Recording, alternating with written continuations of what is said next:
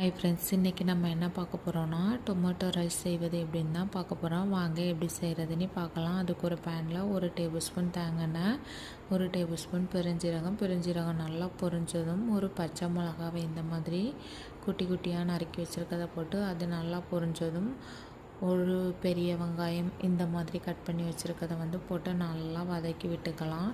இப்போ தேவையான அளவுக்கு கொத்தமல்லி போட்டு வதக்கி விட்டுக்கலாம். வதக்கி விட்டதுக்கப்புறம் 2 நல்லா பழுத்த தக்காளி பழத்தை இந்த மாதிரி கட் பண்ணி போட்டு நல்லா வதங்க விடலாம். வதங்குறதுக்காக ஒரு அரை டேபிள் ஸ்பூன் உப்பு போட்டு நல்லா இந்த மாதிரி வதங்கினதுக்கப்புறம் அரை டேபிள் ஸ்பூன் வத்தல் தூள், 1/4 டேபிள் ஸ்பூன் மஞ்சள் தூள், ஒரு அரை டேபிள் ஸ்பூன் கரம் மசாலா போட்டு நல்லா கிளறி விட்டுக்கலாம். நல்லா கிளறினதும் நம்ம இப்போ ஆல்ரெடி ஆக்கி வச்ச சோறு போட்டு நல்லா உதிரியான சோறை போட்டு கிண்டி எடுத்த டொமேட்டோ ரைஸ் ரெடி.